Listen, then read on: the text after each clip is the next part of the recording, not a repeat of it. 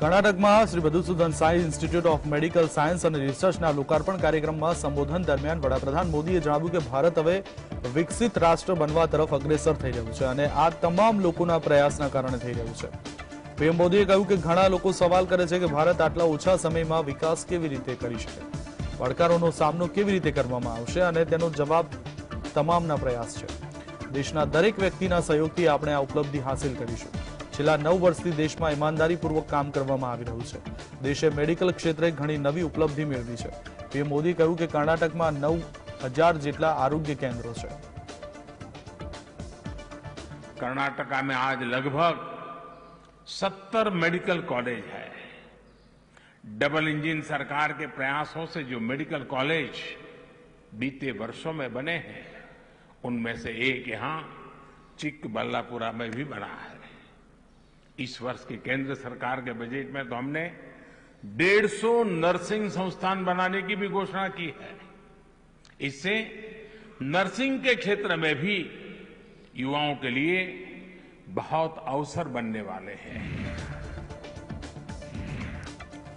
વડાપ્રધાન મોદી શનિવારે કર્ણાટકની મુલાકાતે પહોંચ્યા હતા। દરમિયાન પીએમ મોદીએ ચિક્કાબલ્લાપુરમમાં Madhusudan Sai institute of medical science and રિસર્ચનું ઉદ્ઘાટન કર્યું। પીએમએ સત્યસાઈ ગ્રામને સેવાનું અદભુત મોડેલ ગણાવ્યું હતું। તેમણે શિક્ષણ અને આરોગ્ય પહેલ દ્વારા સંસ્થા દ્વારા હાથ ધરવામાં આવતા મિશનની પ્રશંસા કરી હતી। તેમણે કહ્યું કે મેડિકલ કોલેજના આજના ઉદ્ઘાટનથી આ મિશન વધુ મજબૂત બન્યું છે।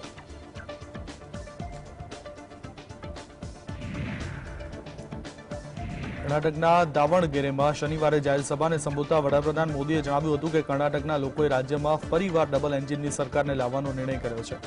આ જાહેર સભા પહેલા વડાપ્રધાન મોદીએ મેગા રોડ શો કર્યો હતો। રોડ શો દરમિયાન તેમને જોવા માટે મોટી સંખ્યામાં લોકો ઉમટી પડ્યા હતા। આ વર્ષે કર્ણાટકમાં વિધાનસભાની ચૂંટણી યોજાશે, જોકે આ મુદ્દે હજુ સત્તાવાર જાહેરાત કરવામાં આવી નથી। ભાજપ અને જેડીએસે કર્ણાટકમાં ચૂંટણી પ્રચારનો આરંભ કર્યો છે।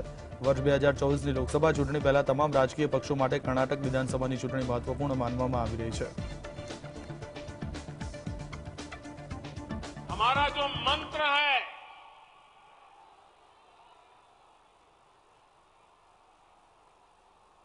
दलित हो, आदिवासी हो, वनवासी हो,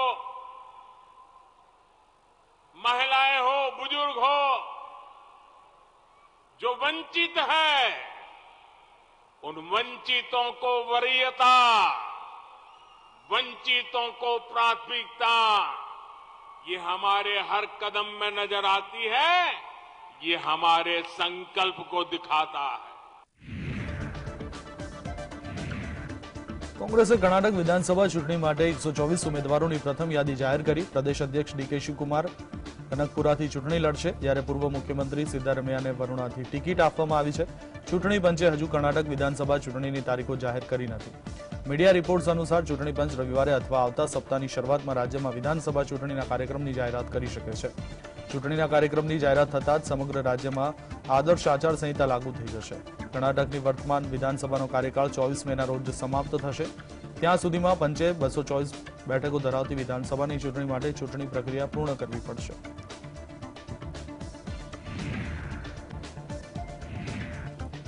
લોકસભામાંથી ગેરલાયક ઠેરવ્યા બાદ રાહુલ ગાંધીએ શનિવારે જણાવ્યું હતું કે તેમણે લોકસભાના સ્પીકરને અનેકવાર ચિઠ્ઠી લખી, પરંતુ તેનો કોઈ જવાબ મળ્યો નહીં। આના માટે તેઓ લોકસભાના સ્પીકરને મળ્યા હતા અને સંસદમાં બોલવાની મંજૂરી માંગી હતી। રાહુલ ગાંધીએ કહ્યું કે અદાણીની અનેક શેલ કંપનીઓ છે। અદાણીની કંપનીમાં 20,000 કરોડ રૂપિયા કોના છે અને ક્યાંથી આવ્યા છે। રાહુલ ગાંધીએ સ્પષ્ટતા આપતા કહ્યું કે તેમણે ક્યારેય વિદેશી તાકાતો પાસેથી મદદ માંગી નથી।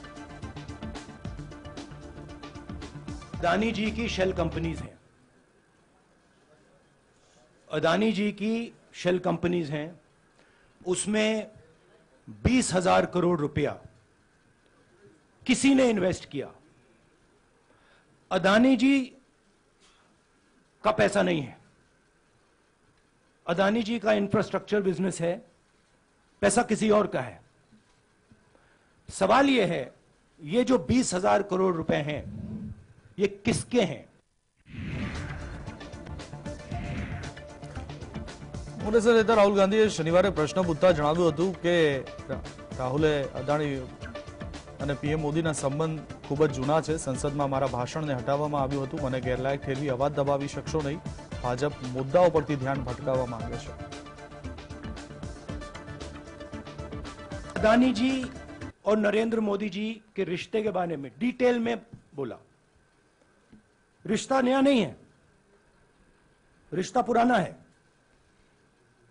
जब नरेंद्र मोदी जी गुजरात के सीएम बने थे तब से रिश्ता है और उसके बहुत सारे पब्लिक प्रूफ्स हैं। हवाई जहाज में मैंने फोटो दिखाई, नरेंद्र मोदी जी बड़े कंफर्ट में बैठे हुए थे अपने दोस्त अपने मित्र के साथ। पार्लियामेंट में मैंने दिखाई। यह सवाल मैंने पूछा। કોંગ્રેસ નેતા રાહુલ ગાંધીએ શનિવારે જણાવ્યું કે મને ગેરલાયક ઠેરવીને અવાજ દબાવી શકશો નહીં. હું કોઈનાથી ડરતો નથી. વાયનાડના લોકો સાથે પારિવારિક સંબંધ છે. હું ઈચ્છી રહ્યો છું કે તેમને ચિઠ્ઠી લખું. હું પ્રજા વચ્ચે જઈશ અને આ મારું કામ છે. આ દેશે મને ઘણું આપ્યું છે. મને લોકસભાની સદસ્યતા મળે કે ન મળે પણ હું મારું કામ કરીશ. सवाल पूछना मैं बंद नहीं करूंगा। नरेंद्र मोदी जी का अदानी के साथ क्या रिश्ता है और 20,000 करोड़ रुपए किसके हैं, मैं पूछता जाऊंगा। मुझे कोई डर नहीं लगता इन लोगों से। और अगर ये सोचें कि मुझे डिस्क्वालीफाई करके धमका के जेल में डाल के मुझे बंद कर सकते, नहीं, मेरी वो हिस्ट्री नहीं है। मैं हिंदुस्तान के लोकतंत्र के लिए लड़ रहा हूं और मैं हिंदुस्तान के लोकतंत्र के लिए लड़ता रहूंगा। મોદી અટક અંગે ટિપ્પણી કરતા માનહાનિના કેસમાં રાહુલ ગાંધીને અયોગ્ય જાહેર કરાયા હતા. ત્યારબાદ હવે શનિવારે સુપ્રીમ કોર્ટમાં સમગ્ર બાબતે અરજી દાખલ કરી હતી. અરજીમાં માંગ કરાઈ છે કે વિધાનસભા કે સંસદના ચૂંટાયેલા પ્રતિનિધિઓને દોષિત ઠેરવાયા બાદ તેમને આપમેળે અયોગ્ય જાહેર કરવામાં ન આવે. સભ્યપદ રદ કરવાની જોગવાઈ સામે સુપ્રીમ કોર્ટમાં અરજી દાખલ કરી છે. કેરળના આભા મુરલીધરે રાહુલ ગાંધીના કેસ બાબતે સુપ્રીમ કોર્ટમાં અરજી કરી છે. અરજીમાં મહિલાએ લોક પ્રતિનિધિત્વ કાયદાની કલમ 8(3) ને ગેરબંધારણીય જાહેર કરવાની માંગ કરી છે.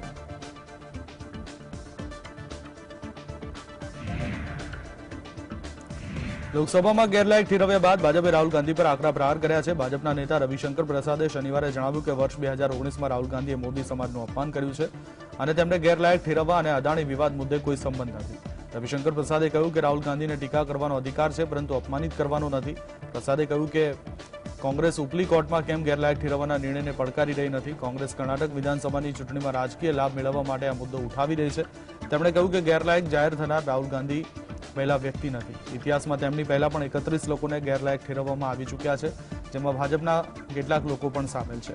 કોંગ્રેસે અગાઉ પુલવામા હુમલાના શહીદોનું પણ અપમાન કર્યું હતું. गांधी ने 2019 में जो बोला था वो सोच समझकर बोले थे। मैं उन्हीं की बात को कोट कर रहा हूं। और उन्होंने क्या कहा था, ये सारे मोदी चोर क्यों होते हैं। मोदी बिहार, पूर्वी भारत, पश्चिम भारत में पिछड़े और अति पिछड़े समाज से आते हैं, सबसे बड़ी संख्या। तो श्रीमान राहुल गांधी ने पिछड़े समाज का अपमान किया था। ગુજરાતની સુરત કોર્ટ દ્વારા 2019ના માનહાનિ કેસમાં દોષી ઠેરવવામાં આવ્યા બાદ રાહુલ ગાંધીની લોકસભાની સદસ્યતા રદ કરવામાં આવી છે. ત્યારબાદ કોંગ્રેસે ભારતીય જનતા પાર્ટી અને પીએમ મોદી વિરુદ્ધ મોરચો ખોલ્યો છે. વાસ્તવમાં 2019માં કર્ણાટકમાં એક જાહેર સભામાં રાહુલ ગાંધીએ કહ્યું હતું કે મોદી બધા ચોરોની અટક કેવી છે, જેના પછી ભાજપના એક કાર્યકર્તાએ તેની સામે માનહાનિનો કેસ દાખલ કર્યો હતો. તે જ સમયે અભિનેતામાંથી રાજકારણી બનેલ ખુશ્બુ સુંદરનું એક જૂનું ટ્વીટ વાયરલ થઈ રહ્યું છે. મીડિયા રિપોર્ટ્સમાંથી માહિતી અનુસાર વર્ષ 2018માં જ્યારે ખુશ્બુ સુંદર કોંગ્રેસમાં હતી ત્યારે તેમણે કરેલું જૂનું ટ્વીટ સોશિયલ મીડિયામાં વાયરલ થઈ રહ્યું છે. ત્યારે સવાલ એ થાય છે કે હવે ભાજપના નેતાઓ ખુશ્બુ સુંદર સામે કેસ કરે છે કે નહીં તે જોવું રહ્યું.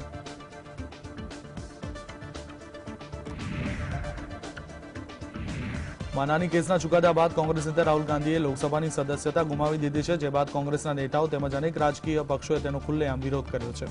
આ દરમિયાન તિરુવનંતપુરમના સાંસદ અને કોંગ્રેસ નેતા શશી થરૂરે પણ પોતાની પ્રતિક્રિયા આપી છે.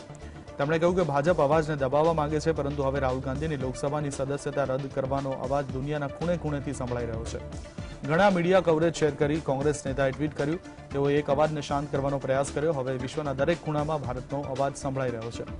ભારતીય અમેરિકન ધારાશાસ્ત્રી આરવ ખન્નાએ કહ્યું કે રાહુલ ગાંધીને સંસદમાંથી હાંકી કાઢવા એ ગાંધીવાદી ફિલોસોફી અને ભારતના ઊંડા મૂળ્યા મૂલ્યો સાથે ઊંડો વિશ્વાસઘાત કર્યો હોવાનું લાગી રહ્યું છે.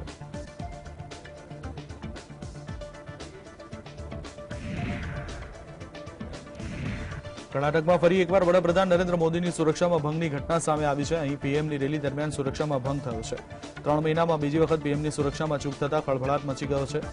પીએમ મોદી રોડ શોમાં હાજર હતા ત્યારે એક શખ્સે પીએમ મોદીની રેલી તરફ દોડવાનો પ્રયાસ કર્યો હતો. જોકે ઘટના સ્થળે હાજર પોલીસે આ યુવકને ઝડપી લીધો હતો. આ સમગ્ર ઘટના દાવણગેરેની છે. અહીં પીએમ મોદીનો રોડ શો યોજાયો હતો. રસ્તાની બંને બાજુ લોકોનું ટોળું એકત્ર થઈ ગયું હતું અને સૂત્રોચ્ચાર થઈ રહ્યા હતા. ત્યારે બીજેપીના વડા શરદ પવારે લોકસભામાંથી રાહુલ ગાંધીને ગેરલાયક ઠેરવવાની કાર્યવાહીને બંધારણના મૂળભૂત સિદ્ધાંતો વિરુદ્ધ હોવાનું ગણાવ્યું છે. તેમણે દાવો કર્યો છે કે આ પ્રકારના પગલાં લોકશાહીના ઘટતા મૂલ્યો દર્શાવે છે. શરદ પવારે કહ્યું, થોડા મહિના પહેલા તેમની પાર્ટીના સાંસદ મોહમ્મદ ફૈઝલને પણ હત્યાના ગુનામાં દોષિત જાહેર કરાયા બાદ ગેરલાયક ઠેરવવામાં આવ્યા હતા. જોકે ત્યાર પછી કેરળ હાઈકોર્ટે તેના પર સ્ટે આપ્યો હતો. પવારે કહ્યું કે આપણું બંધારણ દરેક નાગરિકને ન્યાયના અધિકારની ખાતરી અને વિચારોની સ્વતંત્રતા આપે છે. લોકતાંત્રિક સંસ્થાનોને બચાવવા માટે આપણે સાથે ઉભા રહેવું જોઈએ.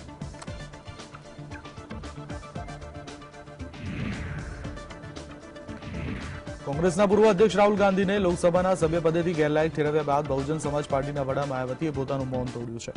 માયાવતીએ ટ્વીટ કરીને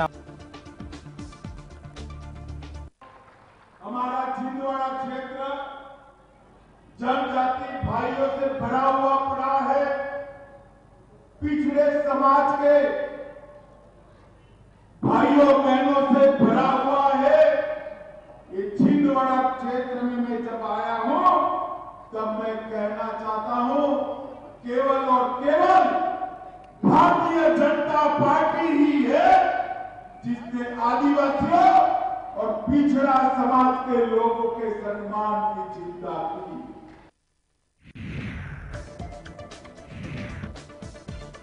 રાહુલ ગાંધીને લોકસભામાંથી અયોગ્ય ઠેરવ્યા બાદ છત્તીસગઢના સીએમ ભૂપેશ બઘેલે ભાજપના રાષ્ટ્રીય અધ્યક્ષ જેપી નડ્ડાના ઓબીસી નિવેદન પર પલટવાર કર્યો છે.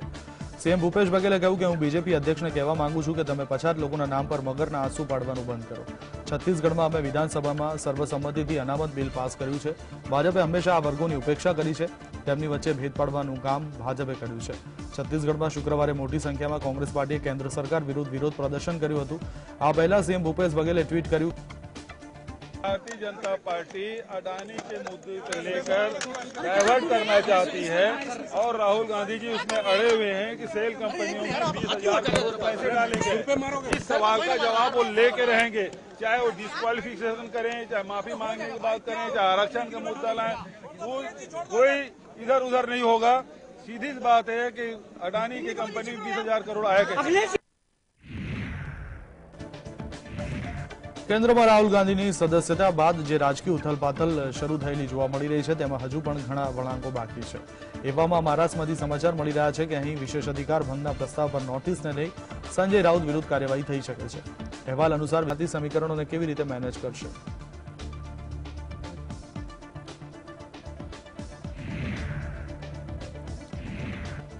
ઉત્તર પ્રદેશમાં ભાજપ સરકારની બીજી ટર્મનું 1 વર્ષ પૂરું થતા શનિવારે મુખ્યમંત્રી યોગી આદિત્યનાથે જણાવ્યું હતું કે રાજ્ય હવે ગુનાહિત કૃત્યો માટે નહીં પરંતુ તહેવારો માટે જાણીતું બન્યું છે. ઉત્તર પ્રદેશ વિકાસના કાર્યોમાં સતત આગળ વધી રહ્યું છે. જંગલરાજ અને ગુંડારાજ જેવા શબ્દો હવે ભૂતકાળ બની ગયા છે. છેલ્લા 6 વર્ષમાં યુપીમાં અનેક વિકાસના કાર્યો કરવામાં આવ્યા છે.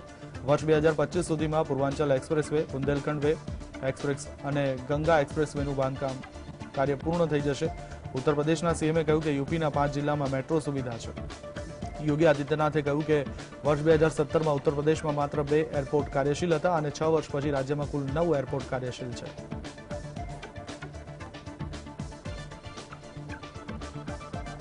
6 वर्ष पहले उत्तर प्रदेश कहां था और इन 6 वर्षों के अंदर जो परिवर्तन हुआ है वह परिवर्तन एक नए उत्तर प्रदेश की गाथा को सबके सामने भी रखता है. और मुझे बताते हुए प्रसन्नता है कि ये 6 वर्ष उत्तर प्रदेश के लिए अत्यंत महत्वपूर्ण रहे हैं. ઉત્તર પ્રદેશના મુખ્યમંત્રી યોગી આદિત્યનાથે કહ્યું કે હવે યુપીની ઓળખ માફિયાઓને કારણે નહીં પરંતુ તહેવારના કારણે જાણીતી છે. યોગી આદિત્યનાથે શનિવારે રાજ્યની જનતા સમક્ષ ભાજપ સરકારની 6 વર્ષની ઉપલબ્ધિઓ જણાવી. આ અવસરે તેમણે કહ્યું કે અમે 6 વર્ષમાં રાજ્ય પ્રત્યે લોકોની ધારણાને બદલવાનું કામ કર્યું છે. હવે યુપીની ઓળખ બદમાશોથી નહીં પરંતુ તહેવારોથી થાય છે. 6 વર્ષ પહેલા લોકો કહેતા હતા કે યુપીમાં ક્યારે વિકાસ નહીં થઈ શકે પરંતુ હવે આખું રાજ્ય વિકાસની રેસમાં પ્રથમ સ્થાને આવી રહ્યું છે.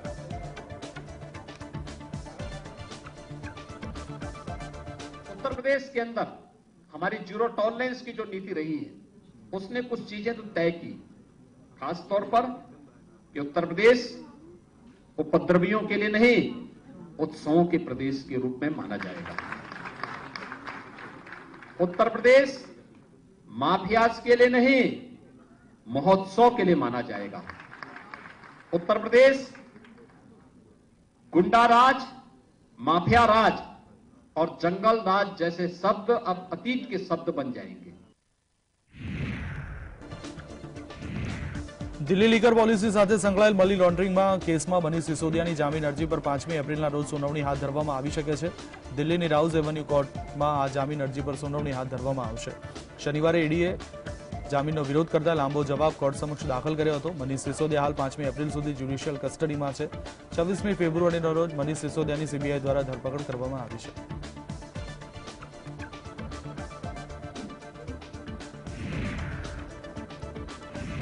નોકરીના બદલે જમીન કૌભાંડમાં પૂછપરછ માટે બિહારના ઉપમુખ્યમંત્રી તેજસ્વી યાદવ શનિવારે સીબીઆઈ સમક્ષ હાજર થયા હતા। સીબીઆઈ દ્વારા તેજસ્વી યાદવની લગભગ 7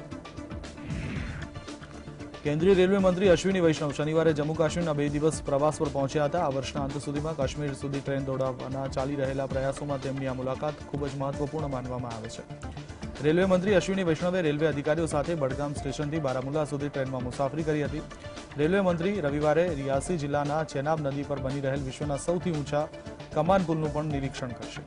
આ પુલ ઉધમપુર, બનિહાલ, બારામુલ્લા રેલ લિંકનો મહત્વનો ભાગ છે। નાણામંત્રી નિર્મલા સીતારમણે આ મહિને સંસદમાં જમ્મુ કાશ્મીરનું બજેટ રજૂ કરતા કહ્યું હતું કે એવી આશા છે કે વર્ષ 2023ના અંત સુધીમાં કાશ્મીરને રેલ નેટવર્ક દ્વારા દેશના અન્ય ભાગો સાથે જોડવામાં આવશે। તેમની મુલાકાત દરમિયાન વૈષ્ણવ જમ્મુ અને કાશ્મીરમાં રેલવે ઇન્ફ્રાસ્ટ્રક્ચર વિકસાવવાની યોજનાઓની સમીક્ષા કરશે। उन सब के हिसाब से वंदे भारत की डिजाइनिंग हो रही है। 2024 के अगस्त तक जम्मू कश्मीर में श्रीनगर वैली में भी वंदे भारत आएगी।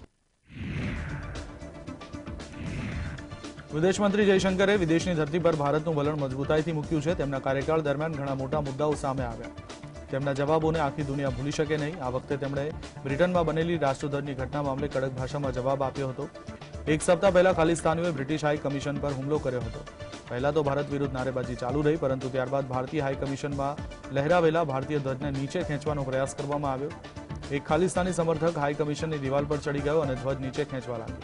દરમિયાન ત્યાં એક પણ પોલીસકર્મી હાજર નહોતો। આ મામલાને લઈ જયશંકરે કહ્યું કે સુરક્ષામાં બેવડા ધોરણોને સાંખી લેવામાં આવશે નહીં।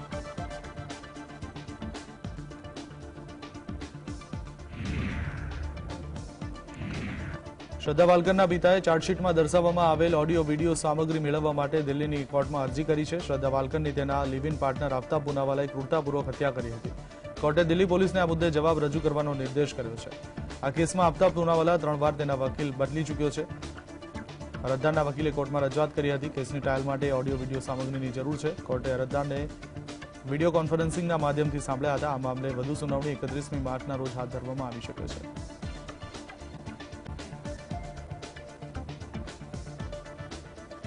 आज जो है एक तो कोर्ट ने मैं शुक्रिया अदा करूंगी कि श्रद्धा विकास भागकर के जो फादर हैं वो मुंबई में रहते हैं, उनके लिए हर डेट पर आना यहाँ पर मुश्किल है, तो कोर्ट ने वर्चुअली उन्हें कनेक्ट करने की परमिशन दे दी। दूसरा, हमने जो एप्लीकेशन मूव की थी फास्ट ट्रैक के लिए, उसके लिए भी कोर्ट ने परमिशन कर दी है। तीसरा, एक और ग्राउंड था इसमें कि ऑडियो वीडियो श्रद्धा का जो है वो उनके फादर को, कंप्लेनेंट को प्रोवाइड करवा दिया जाए, चार्जशीट का जो पार्ट है। बट कोर्ट ने कहा कि एज पर नीड उसको दे दिया जाएगा। तो ये 3 इम्पॉर्टेंट 4 चीज़ें हुई हैं कोर्ट में। જમ્મુ કાશ્મીરના સાંબામાં આવેલી ભંગારની ફેક્ટરીમાં શનિવારે અચાનક વિસ્ફોટ થતા એક વ્યક્તિનું મોત નીપજ્યું, જ્યારે અન્ય 3 લોકો આ ઘટનામાં ઘવાયા। સ્થાનિક અધિકારીઓએ જણાવ્યું હતું કે દુર્ઘટના બાદ ઇજાગ્રસ્તોને સારવાર માટે હોસ્પિટલમાં દાખલ કરવામાં આવ્યા છે। मैं प्रेसिडेंट हूँ बड़े स्टेशन का। अभी हमको जो इंटीमेशन मिली थी कि यहाँ पे कोई एक ब्लास्ट हुआ है, तो उसमें कोई एक डेथ है और 6 में इंजर्ड है, जो भी रिसेंटली मेरे पता चला है।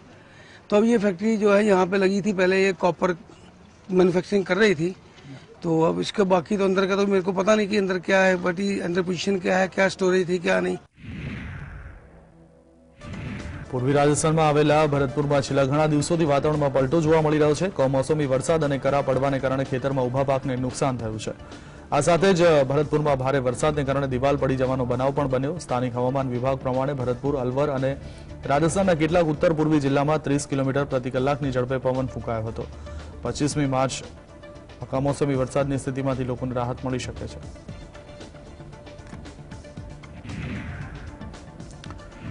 પંજાબના પાકીનાવાલામાં વાવાઝોડાને પગલે ઉત્પન્ન થયેલી સ્થિતિના કારણે 30થી વધુ ઘરોને નુકસાન થયું છે અને 12 જેટલા લોકો ઇજાગ્રસ્ત થયા છે.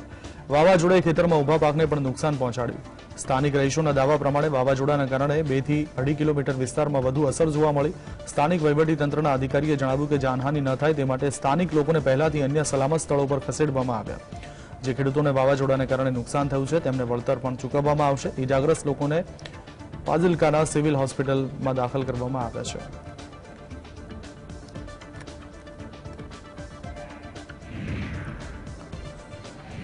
દુનિયાભરમાં પવિત્ર રમઝાન મહિનાની શરૂઆત થઈ ગઈ છે, પરંતુ પાકિસ્તાનમાં હંગામો મચ્યો છે. પાકિસ્તાન પહેલેથી જ ભોજન માટે તલપાપડ હતું અને હવે રમઝાનની શરૂઆતમાં ખાણીપીણીના ભાવમાં આગ લાગી છે. મફતના નોટની આશમાં ભીડમાં નાસભાગ મચી ગઈ અને રમઝાન મહિનામાં લોકો પાકિસ્તાનમાં મરી રહ્યા છે. પાકિસ્તાની મીડિયાના અહેવાલ મુજબ રમઝાન મહિનામાં મોંઘવારીથી નાગરિકો પરેશાન છે. ખાદ્ય પદાર્થોની અછત પણ સ્પષ્ટ દેખાઈ રહી છે. પાકિસ્તાની નાગરિકો જણાવી રહ્યા છે કે દરરોજ શાકભાજીના ભાવ વધી રહ્યા છે અને લોટ મોંઘો થઈ રહ્યો છે. ગરીબો ખાવા પીવા પર નિર્ભર છે અને સરકાર કંઈ કરી રહી નથી. પાકિસ્તાની નાગરિકો શાહબાજ સરકારના શાસનથી એકદમ નારાજ છે. 22 કરોડની વસ્તી ધરાવતા દેશની મોટી વસ્તીને છેલ્લા ઘણા મહિનાઓથી 2 ટાઈમનો રોટલો પણ નથી મળી રહ્યો. પાકિસ્તાનમાં ખજૂરના ભાવ આસમાને પહોંચ્યા છે. ખજૂર 900 રૂપિયા પ્રતિ કિલોના ભાવે મળી રહી છે.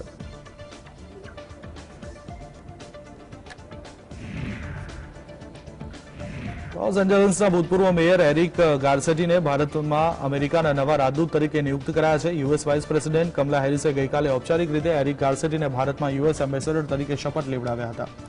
છેલ્લા 2 વર્ષથી ભારતમાં અમેરિકી રાજદૂતનું પદ ખાલી હતું. હેરિસ ગાર્સેટીને રાજદ્વારીના કાર્ય વિશે પૂછવામાં આવ્યું ત્યારે ગાર્સેટીએ કહ્યું કે હું મારા દેશની સેવા કરવા માટે ઉત્સુક છું. આ શપથ સમારોહમાં એરિક ગાર્સેટીના પરિવારના સભ્યો અને નજીકના મિત્રો પણ હાજર રહ્યા હતા. એરિક ગાર્સેટીને બિડેનની નજીક માનવામાં આવે છે. 50 વર્ષીય એરિક રાષ્ટ્રપતિની ચૂંટણીમાં જો બાઇડેનના ચૂંટણી અભિયાનનો ભાગ હતા.